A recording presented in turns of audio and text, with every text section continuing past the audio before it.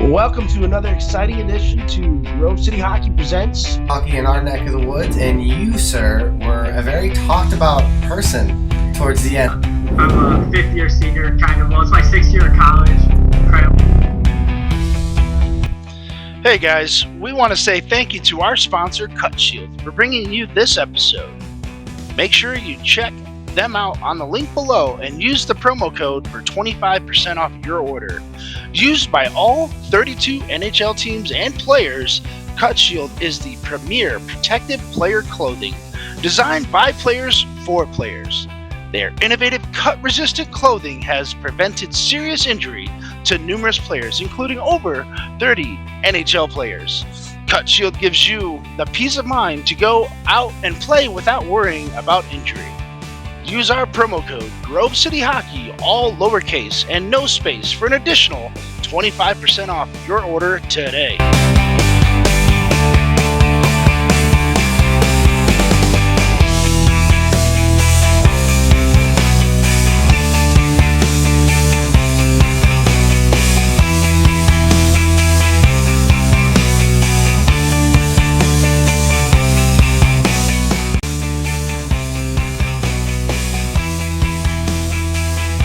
Welcome to GCH Podcast. I'm your host, Ben W. Stock, and with me is a very special guest.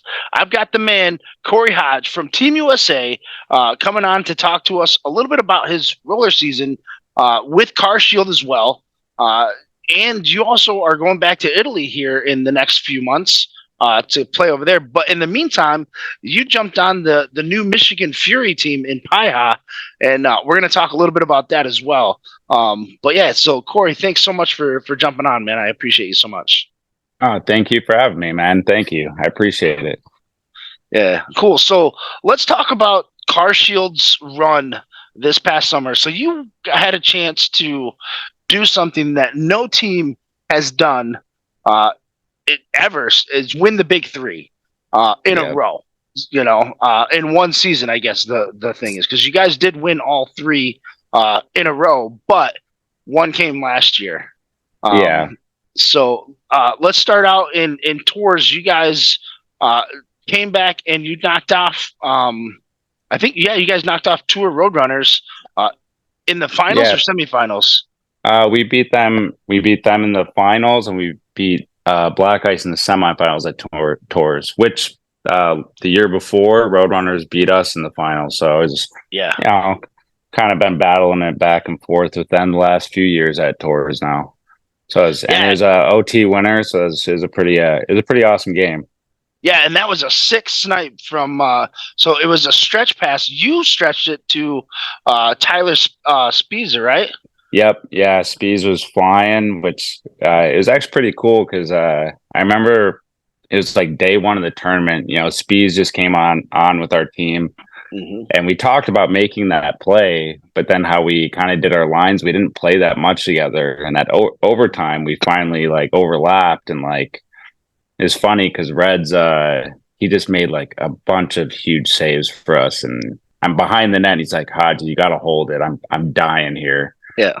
And then I saw Spies like hit the gap, and he's flying. I'm like, oh, this is the play. We got to go. This got to be game. And Spies is flying. And he did his thing and ended the game there, which was heroic in his part too, because in the Black Ice game, he hurt his collarbone really bad. I think it was like a fracture or something. Oh, that's not good. He hurt it pretty decently, and so for him to fight through it, that whole game he battled, and it was his only shot of the game was scoring that goal, I think. Oh wow, that's awesome. Yeah, and then amazing. So then you get, excuse me. Yeah, so then you move on to the Narch. So you guys go to Narch, go out to Cali. You guys, same thing. You guys make it all the way to the finals, and it's another tight battle. I can't think of the team that you played up there. Palma. Yeah. That was, the Palma game, another overtime game. Playing with some of those guys at World Championships, like talking guys like Travis or Ethan, like it's probably one of the most intense, like best hockey games we felt like we've probably been a part of. Like it wasn't like really slow down. It was high intensity, like high battle and compete. Like we even talked about it saying like I could only imagine for a spectator standpoint, like this game, it must have been pretty awesome one to watch. Like it felt like one of the better games we've played probably in our careers, or especially mine for sure. Yeah, and it definitely was from a spectator standpoint, because I was watching that, and because I had interviewed Etan, I interviewed Kevin Mooney as well, and I've interviewed you and Steve Brandy. So I was just like, I had I felt a little compelled, on both sides, cheering for both teams, and we got a fantastic game. Again, that one also went into overtime.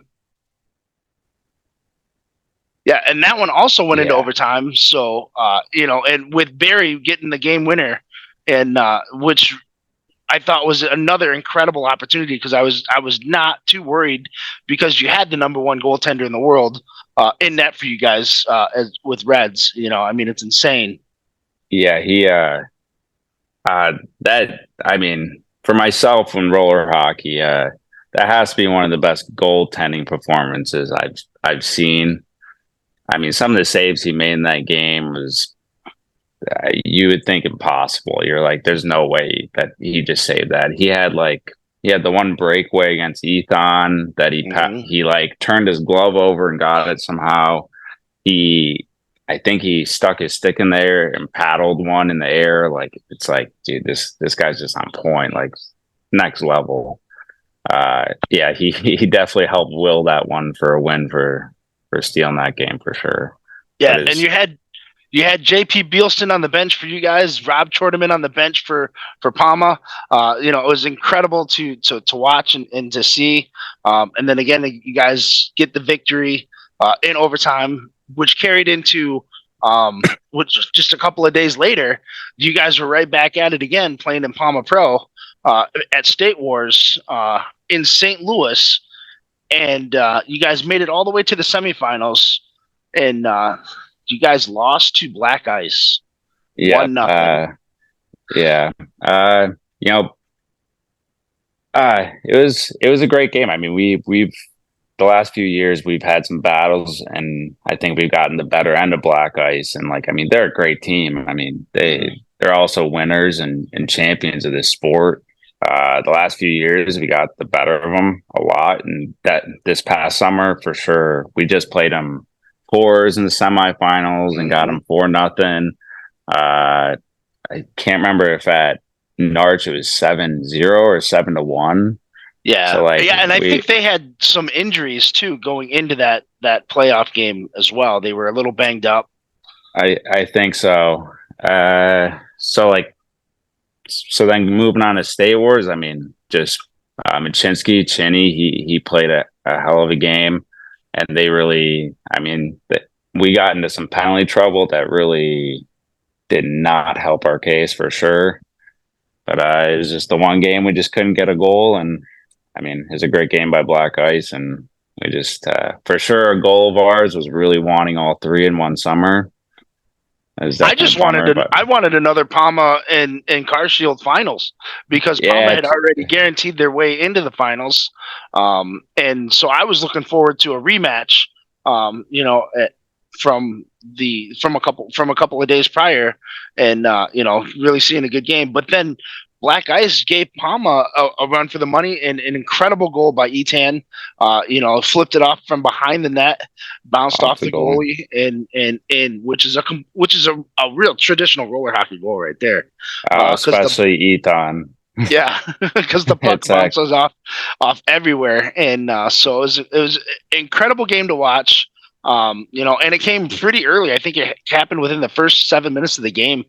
It was pretty early. I think you're right. I think it could have been even less than that. It might have been the first 5 minutes or something. It was a pretty early goal. Yeah, and so I kept thinking, oh man, Black Ice is gonna at least tie it up, and we're gonna get extra time, because it's been the MO all roller season.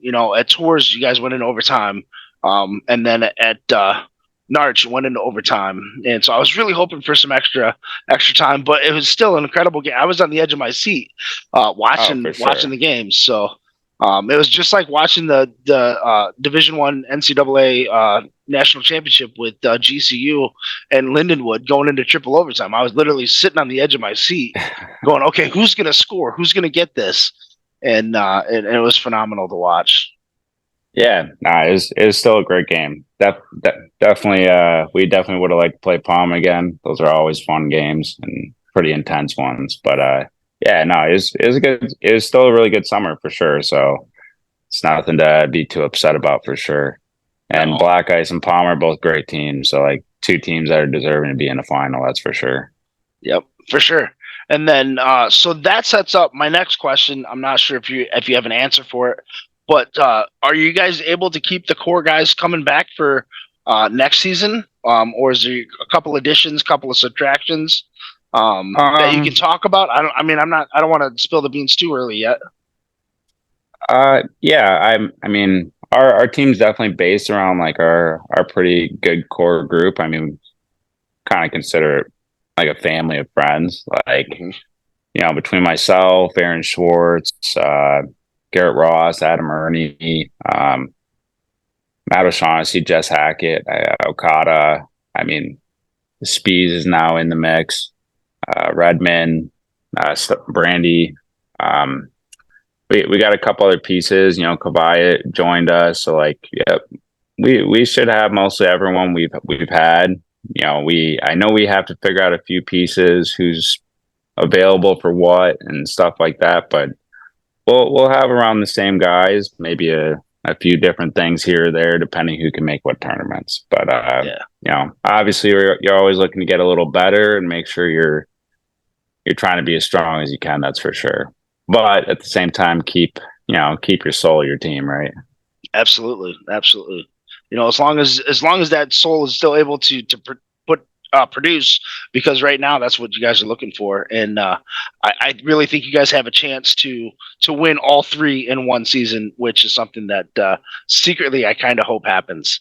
You know, I don't care which team does it. I know Palma's going to be bringing back their whole team.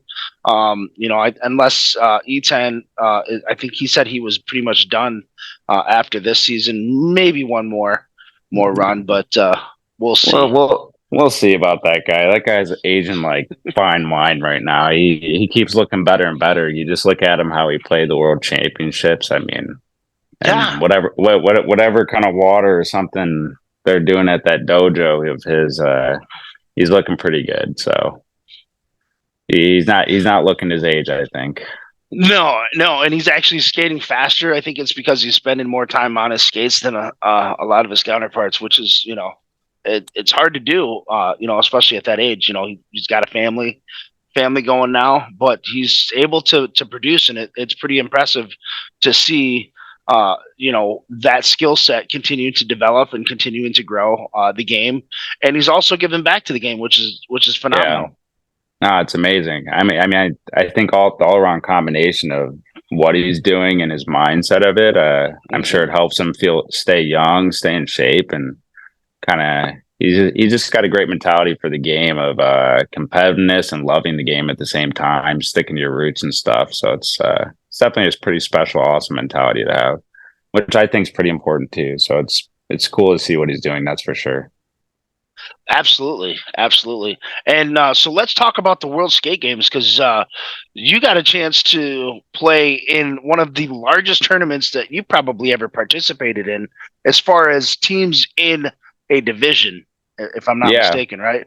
I think there was 23 teams, 23 or 26 different teams, different countries that were involved in that, if I'm not mistaken. I should have done my homework on this. I do not know exactly how many countries there were. I know there was 20 something. I couldn't remember. Yeah. I think it was 23, to be honest with you.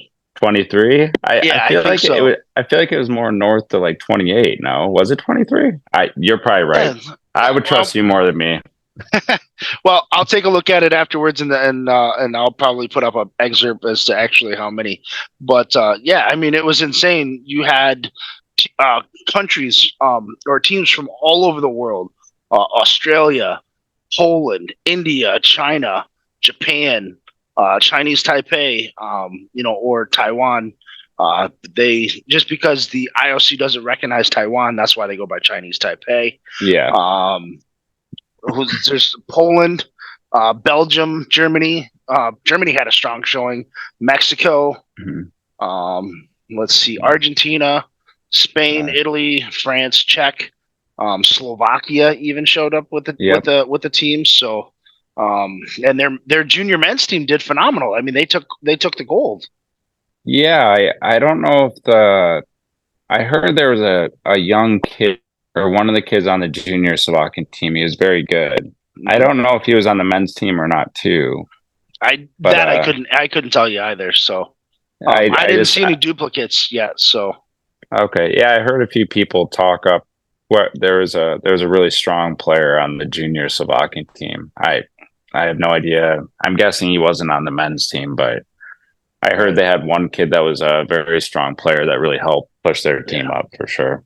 Yeah, and then of course you had Canada, USA, Italy, the host country. It was incredible to see and incredible to witness.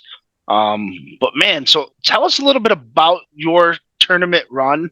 And what games were pretty tough for you? What games that you enjoyed watching if you had a chance to be a spectator to watch? And which teams kind of scared you a little bit? Not necessarily scared you, but you were excited to really play, but you were kind of nervous about playing them.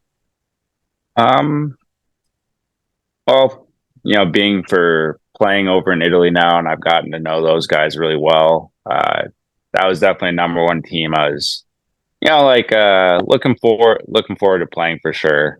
I got a lot of friends on the other side, and I know a lot of those other guys. So it's a pretty fun aspect to go play those guys I've made friends with at a tournament like that, especially in their own country too. So it's like a place I played, and I thought it was a pretty special thing. So it's like definitely was hoping the stars would align where we'd end up playing each other. And it was a pretty good game too. Like, they actually gave us a scare off the rip. They even almost got close to going up 2-0 on us too.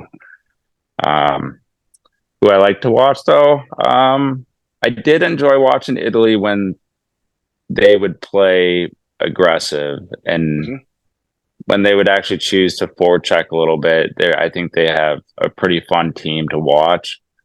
I know a lot of people think the French league and stuff, or maybe Spain is better, but whether maybe the depth in the leagues is better, I think the top end players in Italy are better. And I just personally find them more fun to watch play. Guys like Tobia Vendrame, Andrea Delfino, the Campula brothers, Letra, Bellini, those guys, even their goalies I like, but also I could be biased because I know them. So. But also, me and Troy Redmond actually, for us, we had all our games were late games for over there. So we kind of had the whole day. So we would get up every morning as a team, have breakfast at 8 in the morning, 9 a.m. or something like that. A lot of times me and Redmond, we would go up to the rink, catch whatever random game. And Mexico one time, see Brazil or Colombia play. We just, whoever the heck was playing, wouldn't even know who's playing, just walk up there. Because our hotel is just like, it's like a 6-minute walk. So you just walk over there, see what's going on. So we did that every day pretty much. So it's pretty cool. Yeah, and that's probably one of the coolest aspect of it is you don't know what you're walking into, but you know it's going to be good. Because it's a tournament that you're involved in, you get a chance to see, essentially scout some of the other teams that you may get a chance to play in the quarterfinals, the round of 16 as well. And then that first game, you guys came out flying against Argentina, and I think I remember Etan saying that they were the only team that played you man to man and and didn't box you guys. So he showed a lot of respect to the Argentinians on that aspect because they came and they tried to play and tried to take it to you guys. Yeah, No, I completely agree with what Ethan said. I heard what he said, and he's right. Like, I mean, play the game. What they did is absolutely respectable. You play it straight up, and then you go back and watch the film and see how you can do it better. Mm-hmm. How did we get beat in this situation? How did they score on this one? But when you play a box, you can't really do that. Like, there's not much to really watch. It's like, all right, like, they made this playthrough and we weren't standing correctly. Like, there's nothing to really talk about there. But like when you just play the game straight up, you can really grow. Each player can grow mentally. As a team, you grow, like the whole aspect. So like Ethan's right. Like the way Argentina played straight up like that is, I mean, it's a true way to grow. Obviously, like when you hit playoff time, I get it. You're trying to win, but there's still a point where it's like fight for the game. Like, I think. Yeah, and they came back and they placed in the top 8, if I'm not mistaken. They did. I mean, so it's good for them, like to be able to play us a first game, like is a top team in the tournament, and you're like, all right, it might be a tough one, but stick to your guns. This is how we play the game. It's how we're going to play, and then you go out and play the way you did against us, against other teams. Probably going to have a different result, slightly, especially if you grow from it. Right. Yeah, and then on top of that, so the top 8 teams get to go to the World Skate or the World Games, I guess is what it's called, and that's going to be held in China. Is the whole team of USA is that roster locked, or is it going to be like another roster selection? I heard people joking about roster locking, but I don't think that's how it works. I do think you still have to be asked to go, I think, as far as I know. I don't know all the logistics of that, though, honestly, so I'm not sure. Obviously, would love to go again. Always amazing to be able to represent your country. It's pretty special, especially, making USA is a very hard thing for sure. We have a lot of talent here, so it's there's so many different players that can be picked to play for USA.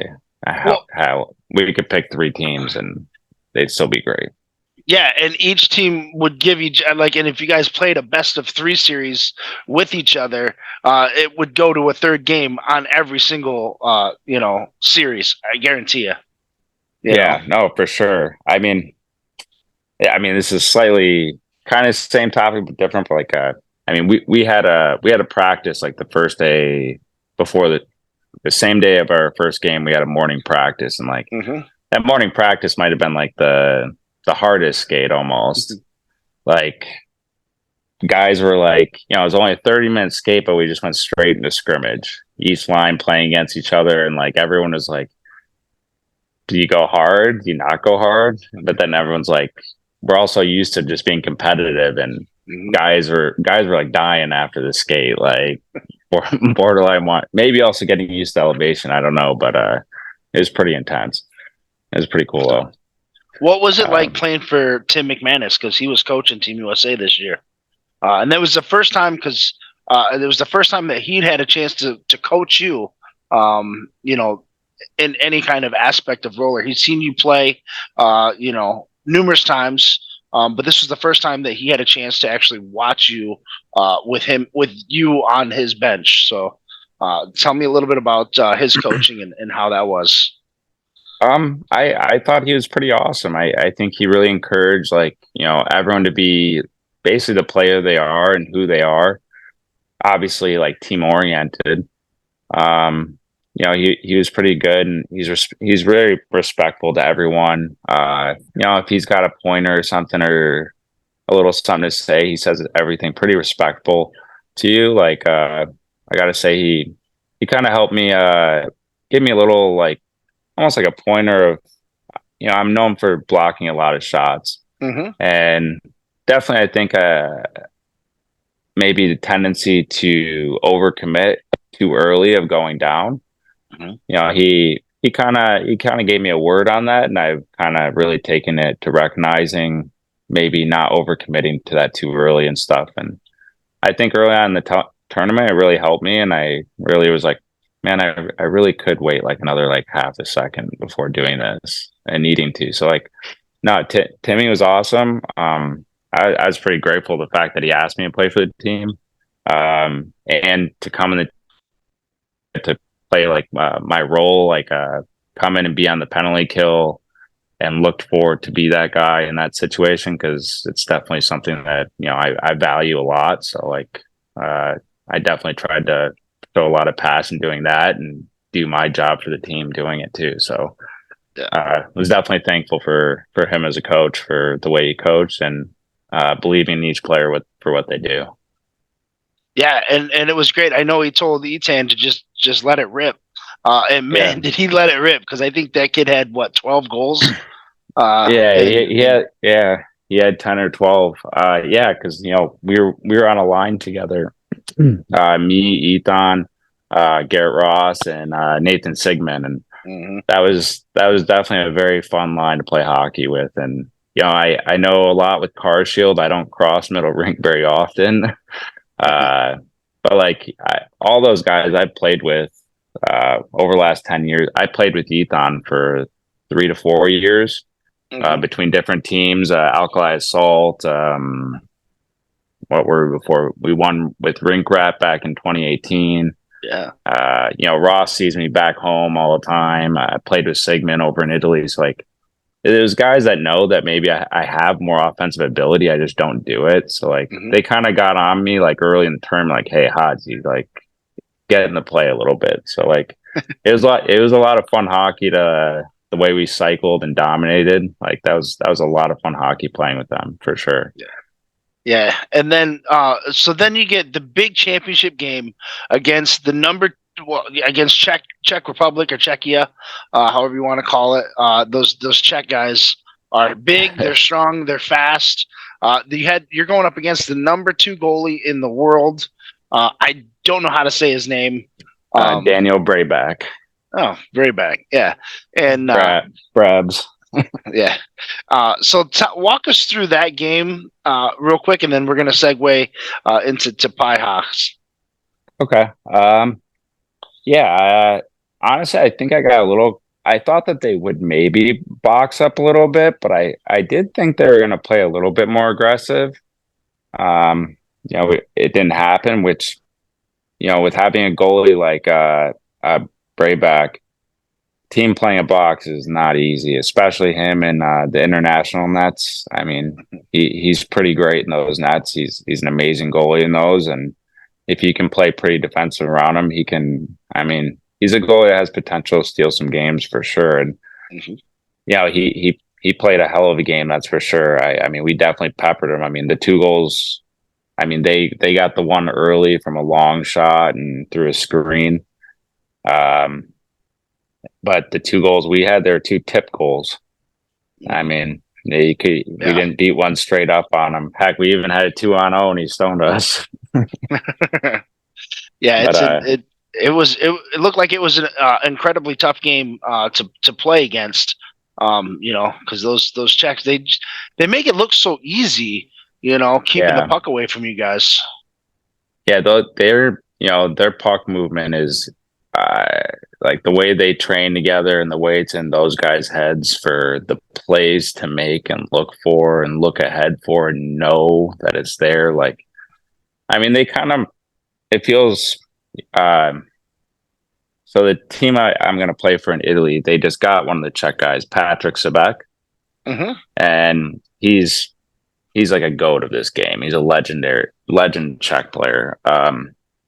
And I've got to sit down and talk with him like about the game, and hearing the way he talks about it. It's like an ice hockey aspect of, they try to not have to look to make a pass. They expect this guy to be there or this person to be in this area. And that's their almost philosophy and mentality of the game. Like, you should be here. And so they definitely move the puck, and probably the best in all the sport. That's for sure. It's something pretty special to watch. That's for sure, when they get moving the puck.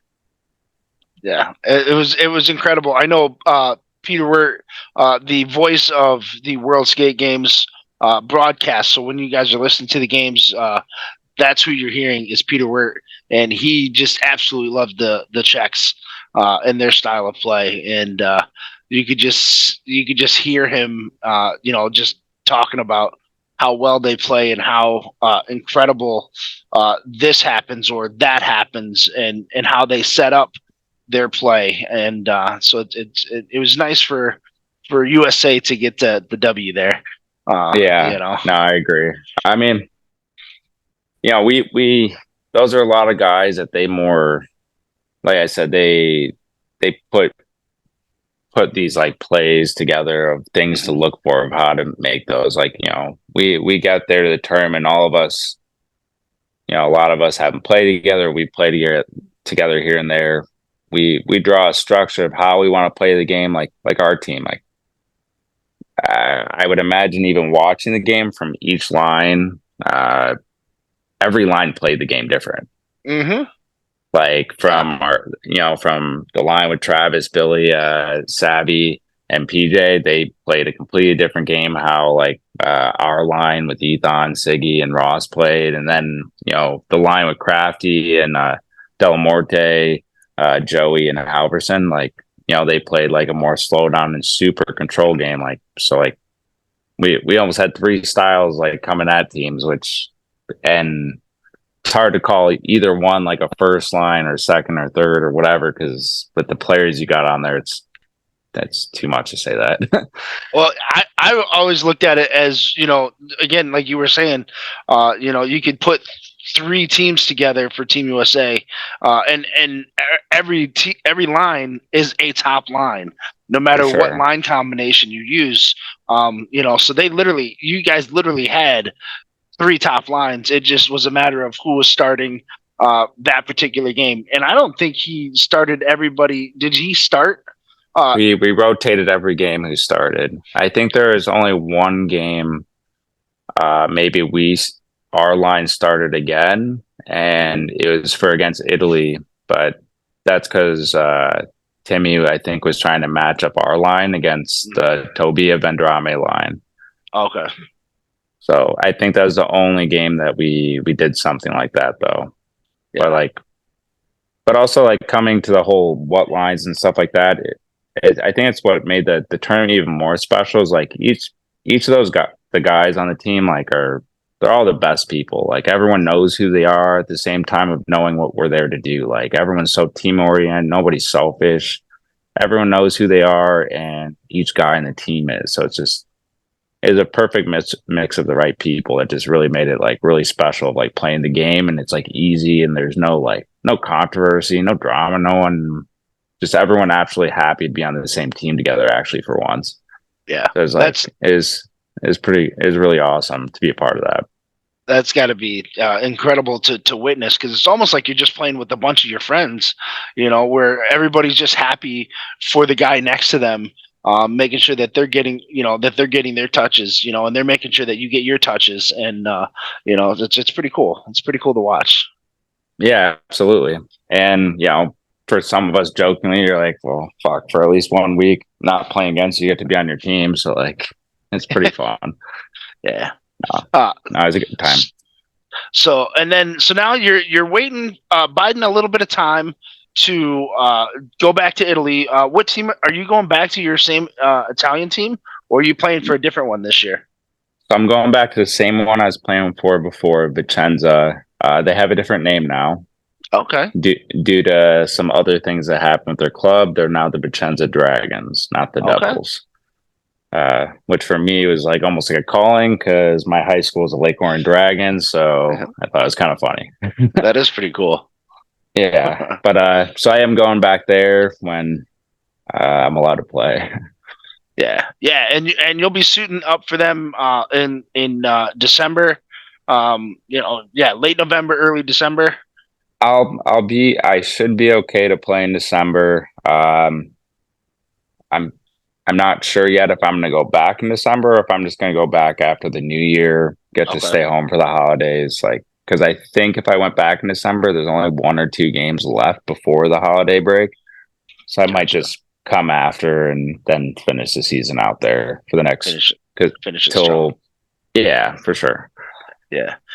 So in the meantime, Michigan decided to put their hat in the PIHA for the first time in quite some time.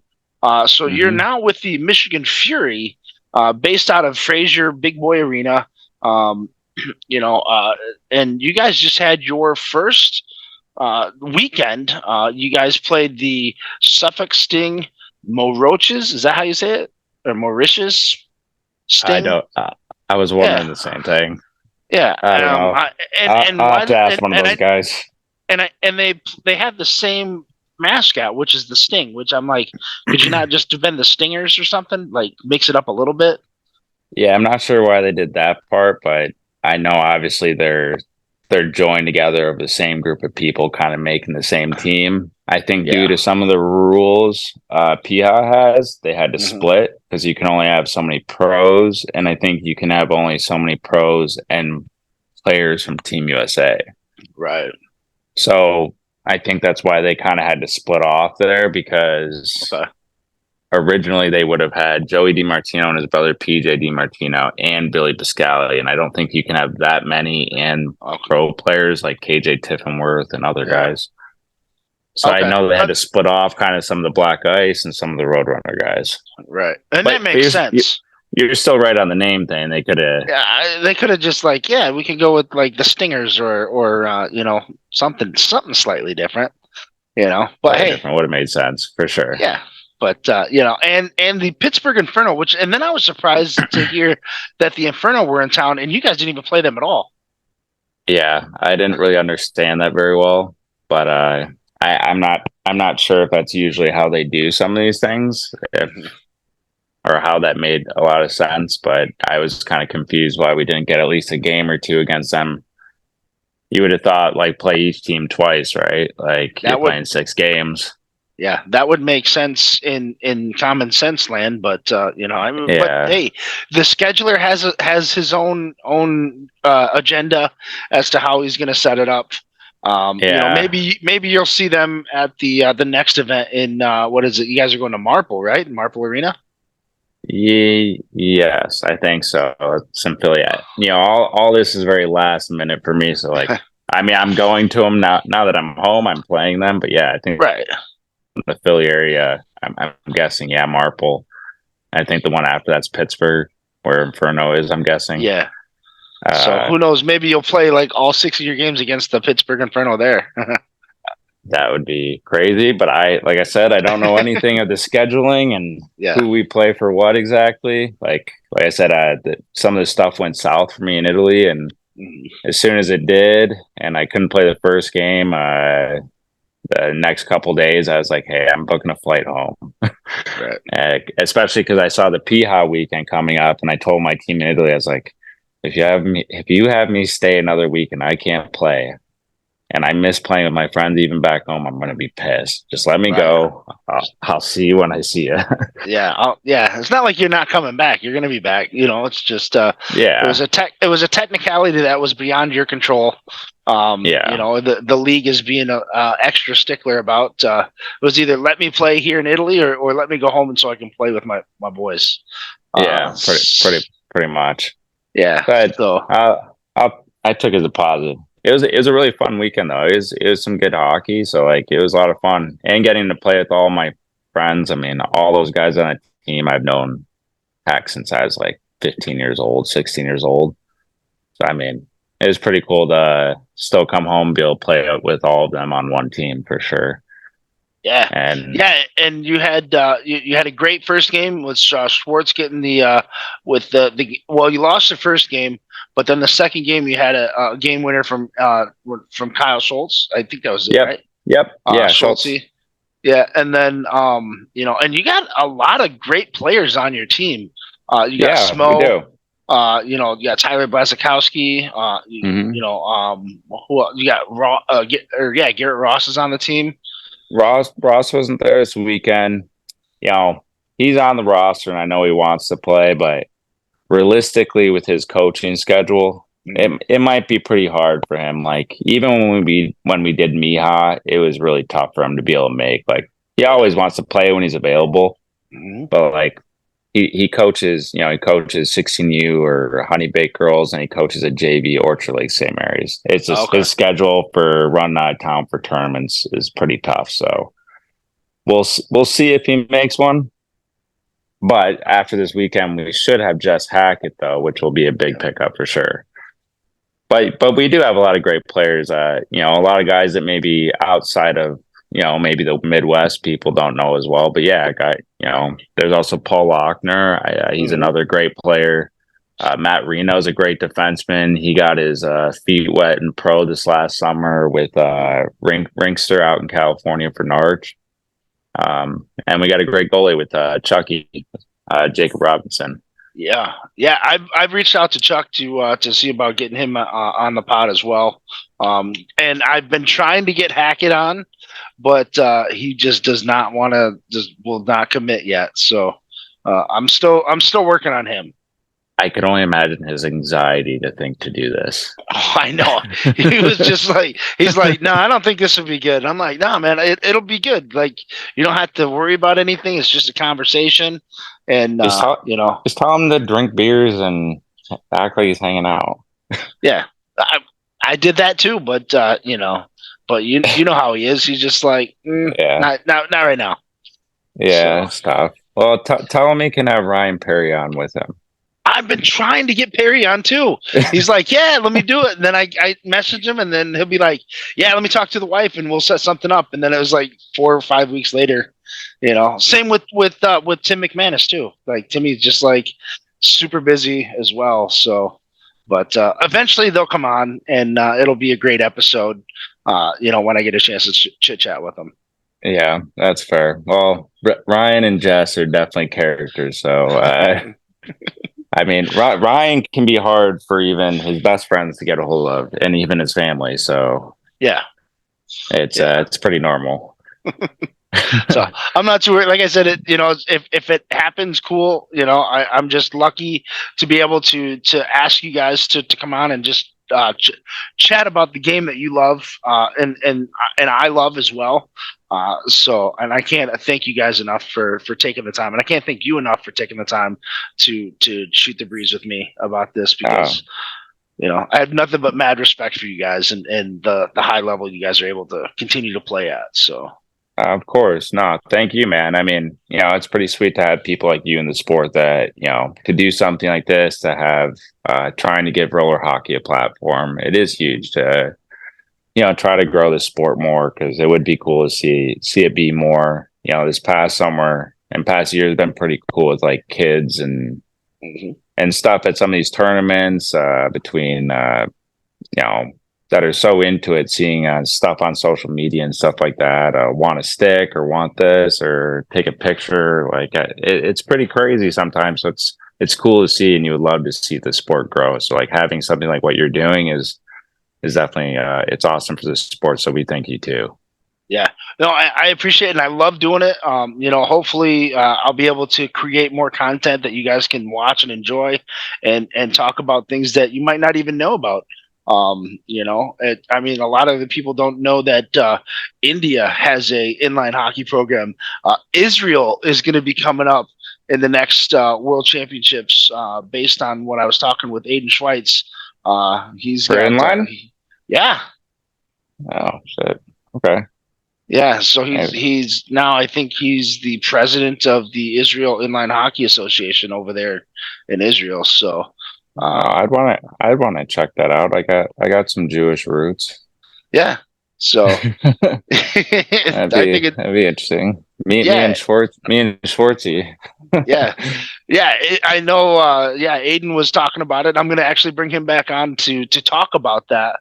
Probably in the next 3 or 4 weeks, because right now he's finalizing everything, and he also was getting ready to take over the Northern Arizona program because of their ice hockey debacle that they just had out that way.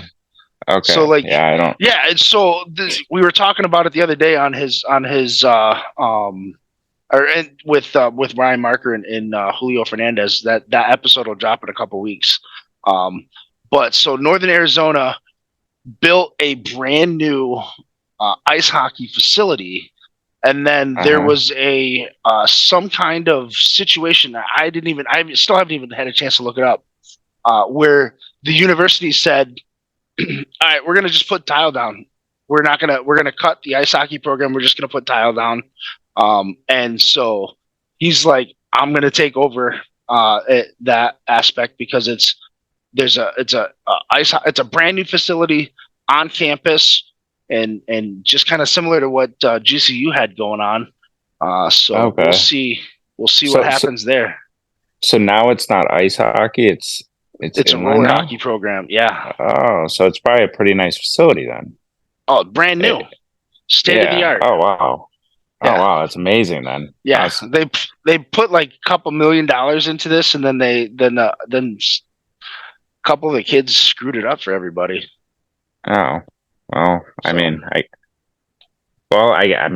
guess that would be cool for the roller hockey there. Yeah, I mean, it's ice hockey's gain is a boost for inline right there. I guess Yeah, I mean, you hate to see it that way because we all watch ice hockey as well, but of course, yeah, that sounds like a pretty wild situation. That's for sure. Yeah, and once I get more information, I'll let you know, or I'll shoot you the article too, because I'm curious to hear more about it too. But he just he briefly touched on it, but didn't specify like exactly what was going on. Okay. But we don't get Northern Arizona ice hockey news here in the Midwest that often. So, yeah, no, that's true. It's fair. I wouldn't know that for sure. Not too much, unless I heard it from someone in Arizona. No, that's pretty cool.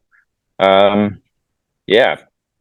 So other than that, for the PIHA stuff, though, I forgot.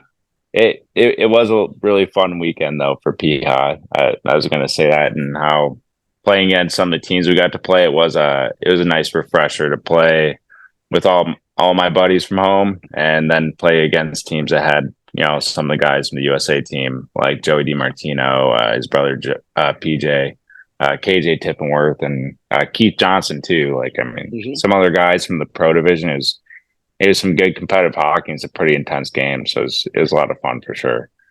Oh, and then, of course, you can't forget Billy Pascali too. I mean, that kid is nothing but speed. I would never forget Billy. He wasn't there this weekend. Or else, yeah, for sure. So, wasn't Halverson involved in one of the teams? So Halverson's supposed to be on the team with Joey DiMartino.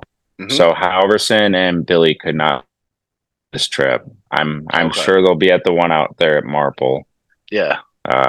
So we'll be, as far as I know, I think we make a couple pickups too, or kind of adjustments, because since guys like Ross and Hackett and O'Shaughnessy, since they can play, we made a couple other hometown pickups for just local guys that are our buddies, still great players. But for O'Shaughnessy, we'll be out by him when we go out there to Marple. Hackett's always ripping around. Right. He's always close to O'Shaughnessy, that's for sure.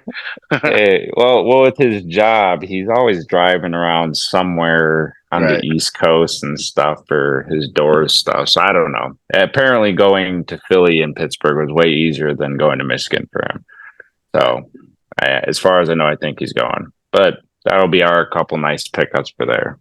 But for the teams we played, Billy was missing and Halverson were missing. So obviously those are two big pieces for both those teams. Yep, absolutely. So, will we see you in MIHA at all this year before the break, or? Since everything for me coming home was very last minute, I definitely was, I'm home, so I'm definitely going to try to play everything I can. Yeah. So I'll probably catch up with Schwartzy and see what he's doing. I'll probably talk to Stork from the Smoke guys and see what their game plan was.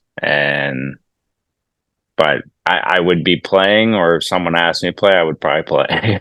Awesome. Cool. Well, I always enjoy watching you getting out there playing, because you not only elevate your game, but you elevate everybody else around you. So it's you're an absolute joy to watch. I don't know if I'll be able to make to some of the broadcasting events in Detroit or Columbus or wherever the events are going to be held this year. I'm talking to one of the ice hockey programs here in town about broadcasting their high school hockey.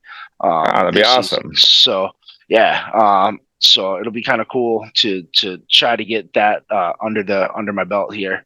And Yeah, absolutely. And the team took they were in the semifinals last year. They made it in Division One. They got all the way to the semifinals where they ran into DCC. And they just kind of ran into a buzzsaw. They got not necessarily mercy, but yeah, they got beat up 8-0. But everybody gets beat by Detroit Catholic Central. Yeah, I was gonna say, yeah, it happens sometimes. I mean, you make the run, and yeah, but they were a very young team. Like I think the goaltender was a sophomore. I think two of their lines were all sophomores. They had a junior line, and then I think they only had 6 seniors all on the whole squad. So they have so they still have a young team. They got a growing team for the next couple of years if they can keep those kids together.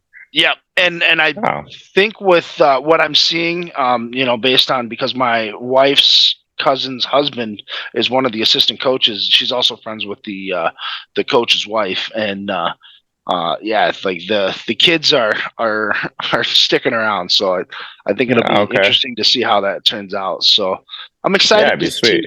I'm excited to see how that turns out for them. Yeah, I mean, for you too, that'd be pretty exciting to come into that and be announcing that for a growing team coming into something, especially this next couple of years if they're making runs. Yeah, which is kind of something that I kind of wanted because I was listening to the MIHA or the Michigan High School Athletic Association broadcast, and their hockey announcers were just so monotone, and there was no excitement. And I'm like, come on, guys! Like, I could not do that.